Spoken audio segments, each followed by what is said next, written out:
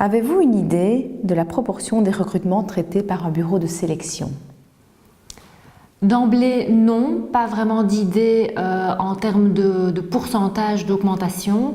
Les 10 dernières années, il y a eu une très grosse augmentation du nombre de bureaux de sélection, donc j'aurais tendance à dire une augmentation du nombre de dossiers et de recrutements traités par ces bureaux.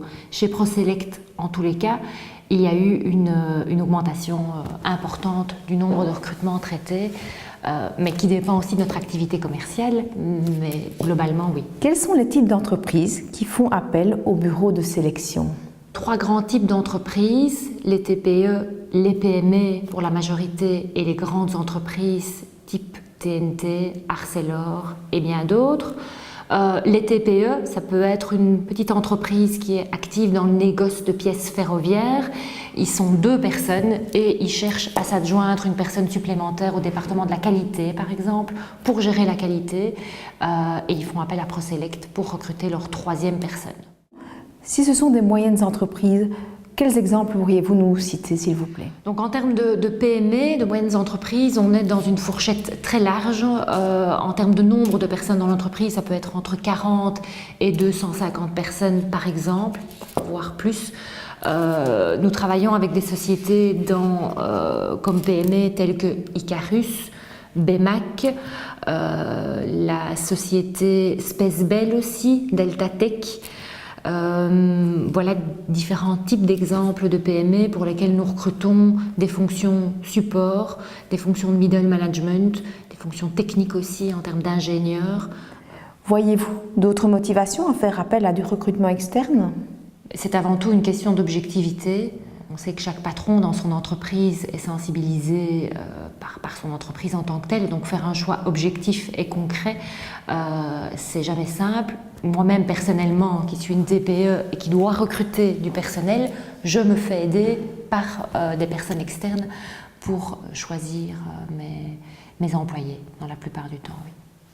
La suppression de la période d'essai amène-t-elle une nouvelle clientèle dans votre société? Ça ne nous amène pas une nouvelle clientèle en termes de bureaux de recrutement.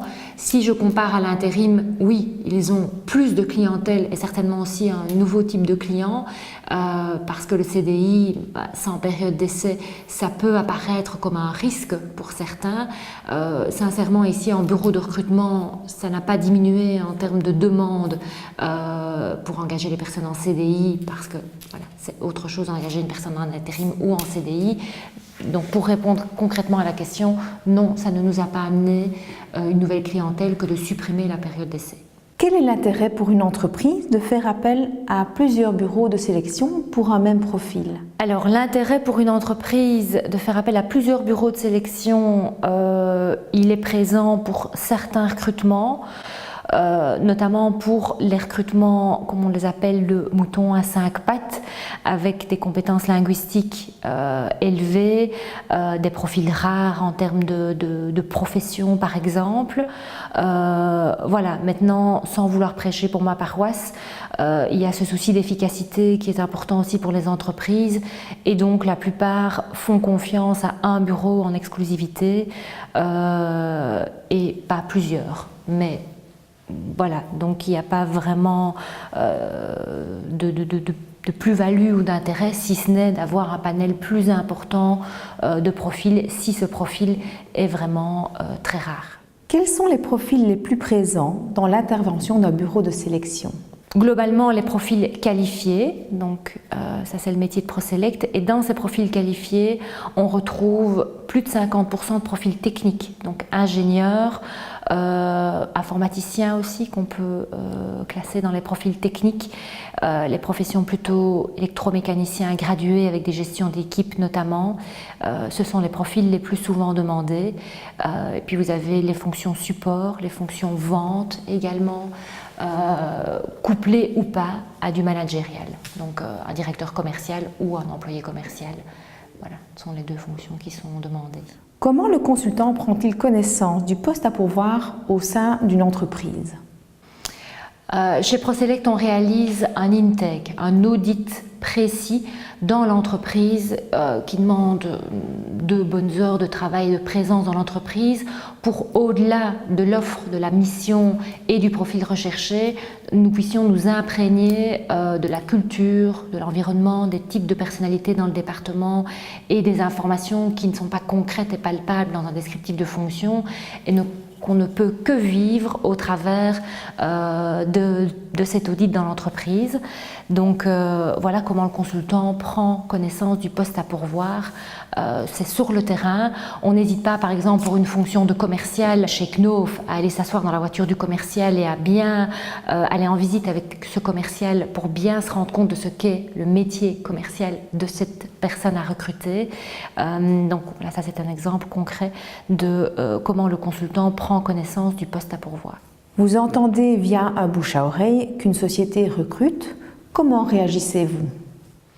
Mais chez ProSelect, on est très proactif. Donc, si une société qui n'est pas cliente ou même qui est cliente recrute en direct un profil, mais nous la contactons pour voir comment ProSelect peut lui apporter son expertise, soit en matière de recrutement de A à Z, soit en matière d'assessment pour compléter le recrutement qu'il est en train de réaliser par lui-même. La culture d'entreprise fait-elle partie des critères de sélection? Oui, c'est un des critères les plus importants. La culture, la philosophie, les valeurs de l'entreprise font partie intégrante de l'audit que le consultant va mener dans la société.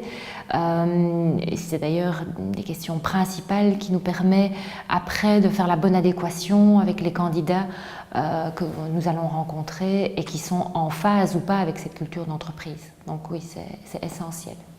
Existe-t-il des outils pour mesurer cette adéquation du candidat? Oui, il existe un test de motivation qui permet à l'entreprise de voir quelle est la motivation de la personne par rapport aux valeurs que nous avons détectées pendant l'audit, les valeurs du département, les valeurs de l'entreprise, la culture d'entreprise et bien sûr notre entretien à STAR qui est basé sur le vécu professionnel, sur des questions sur le vécu professionnel du candidat qui nous permet aussi de mesurer, c'est un grand mot, mais de découvrir jusqu'où le candidat peut aller dans son adéquation en termes de valeurs propres à lui, en lien avec l'entreprise ou pas. Combien de temps une analyse d'un profil d'un candidat peut-elle prendre? D'abord l'entretien avec le candidat qui dure au minimum 1h30. Il y a un test de personnalité, au minimum toujours un test, il peut y en avoir plus, ça dépend du profil. Le test de personnalité pour le réaliser dure 40 minutes. Et puis alors il y a la réalisation du profil que nous faisons sur base de l'entretien, du test de personnalité, des références. Donc on peut dire que l'analyse d'un profil prend en moyenne entre 3 et 4 heures minimum du temps du consultant. Prenez-vous des références chez les précédents employeurs de ce candidat? Oui, d'emblée, on garantit au moins 2 prises de référence chez les employeurs précédents, avec toujours les exceptions. Quand une personne a commencé son expérience professionnelle et y est depuis 8 ans, s'il y a la confidentialité de sa recherche d'emploi, il ne sera pas possible de prendre des références. On prend toujours aussi des références dans un laps de temps de 5 ans. Au-delà, elles sont obsolètes et la personne a très certainement évolué, donc ce n'est plus le reflet de la réalité non plus. Mais oui, chez ProSelect et dans d'autres bureaux de sélection, on garantit une prise de référence, voire 2, de façon approfondie. Quelles sont les compétences techniques en lien au poste à pourvoir des recruteurs? Alors certains cabinets de recrutement sont spécialisés dans par exemple les recrutements de profils IT, donc ils ont très souvent, pas toujours, mais très souvent des consultants qui eux-mêmes ont occupé des fonctions IT et qui sont devenus consultants en recrutement et sélection de profils IT. Chez ProSelect, ce n'est pas le cas, nous sommes généralistes, nous recrutons tout type de profils qualifiés dans des secteurs diversifiés et donc le consultant n'a pas des compétences techniques spécifiques. Et un consultant est capable de recruter un profil sales, un profil technique, un profil informatique et une fonction support administrative également. Jusqu'à quel niveau technique peut aller la boîte de sélection? Pour certains profils techniques comme des ingénieurs ou des électromécaniciens par exemple, certains clients nous transmettent des questionnaires très techniques sur par exemple qu'est-ce que la loi d'Ohm et d'autres types de questions semblables auxquelles les candidats doivent répondre. On a ou pas les réponses transmises par les clients, cela nous permet déjà de faire un filtre précis, de proposer les candidatures qui ont répondu favorablement aux tests techniques. Voilà, c'est un filtre que nous avons parfois. Existe-t-il des logiciels informatiques qui permettent de ressortir des compétences ou des traits de personnalité? Des mises en situation existent-elles et dans quel cas sont-elles utilisées? Alors oui, il existe des logiciels informatiques qui permettent de mettre en avant les traits des personnalités des candidats. Nous travaillons, nous, avec 2 outils chez ProSelect qu'on utilise depuis de nombreuses années.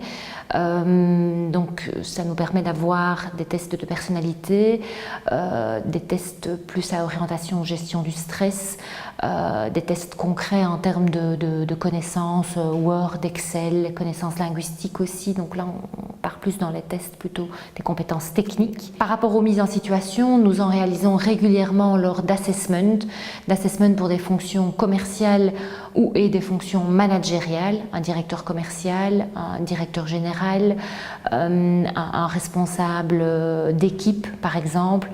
Nous réalisons donc des mises en situation adaptées à la fonction à pourvoir et à la demande du client, bien entendu. Donc voilà dans quel cas ces mises en situation et ces tests sont utilisés. L'un ou l'autre, l'un et l'autre, ça dépend.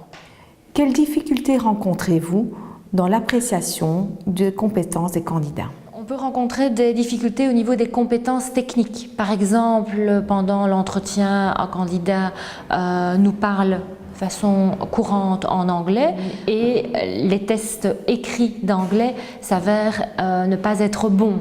Alors là, on remarque une adéquation entre le verbal et l'écrit. Bon, la difficulté, c'est de pouvoir en échanger avec le candidat et puis de le relater au client par la suite et d'être transparent à ce niveau-là. Ça peut aussi être un autre exemple, un test technique qui est réalisé par un candidat où il y a beaucoup d'erreurs alors que les références au niveau des compétences techniques sur le terrain de la personne sont bonnes par rapport à un métier donné, bien entendu. Et donc la difficulté, c'est pour nous de vendre le candidat avec les bons arguments, tout en étant transparent sur les résultats de son test qui ne sont pas bons, par exemple. Existe-t-il des chartes, des déontologies dans votre processus de travail, notamment sur la discrimination? Oui, ça très clairement. Donc nous, on est encadré par une fédération qui est Fédergon, qui nous distribue des flyers et avec qui on a donc chaque année le petit livret avec tous les critères de discrimination. Donc clairement, on est attentif à ce point-là. Lors de chaque entretien, on se pose la bonne question pour ne pas rentrer dans ces critères-là. Un bon candidat n'a pas été retenu par un de vos clients. Est-ce que vous le proposez automatiquement vers un autre type de client, tout simplement? Ça d'emblée. Donc, il arrive aussi qu'un très bon candidat soit présenté à 2 endroits en même temps, avec la transparence bien sûr vis-à-vis du candidat qui donne toujours son accord, et souvent vis-à-vis de l'employeur qui n'est peut-être pas spécialement au courant de chez qui on l'a envoyé d'autres, mais qui sait que c'est un bon candidat, un top candidat comme on le dit chez ProSelect, et donc il est sur plusieurs pistes en même temps. C'est bien sûr le candidat qui le choisit, ce n'est pas nous qui le poussons, mais il est présenté sur plusieurs pistes et s'il est refusé d'un côté, il peut être présenté d'un autre, bien sûr. Toutes les entreprises ne savent pas faire appel à du recrutement. Qu'est-ce que vous pourriez leur proposer? Connaissez-vous des pistes que vous pouvez leur conseiller?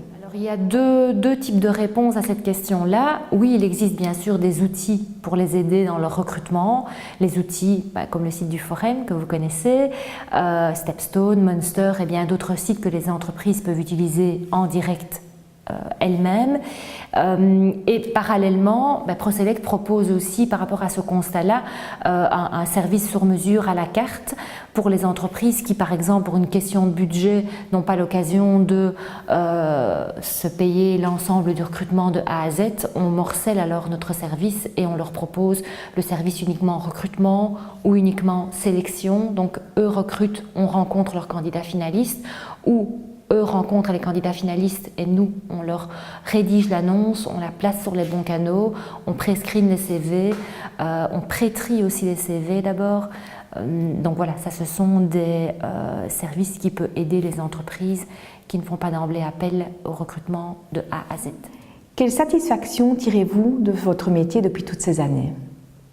Je me fais le porte-parole de mes collaborateurs aussi aujourd'hui. C'est avant tout le sourire des candidats quand ils apprennent qu'ils sont engagés en CDI dans la fonction pour laquelle ils ont été recrutés. Le sourire, la satisfaction des clients aussi, qui sont contents d'avoir trouvé leur nouvelle recrue.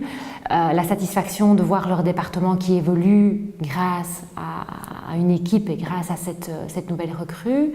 La satisfaction aussi de savoir que ces clients reviennent vers nous régulièrement, malgré aussi une concurrence qui est bien présente, mais reviennent vers nous régulièrement pour d'autres recrutements et d'autres nouvelles aventures. Voilà, donc c'est au fil de ces années, c'est les sourires de mes collègues et de mes collaborateurs qui nous fait avancer, qui me fait avancer et qui procure ce succès à ProSelect au quotidien.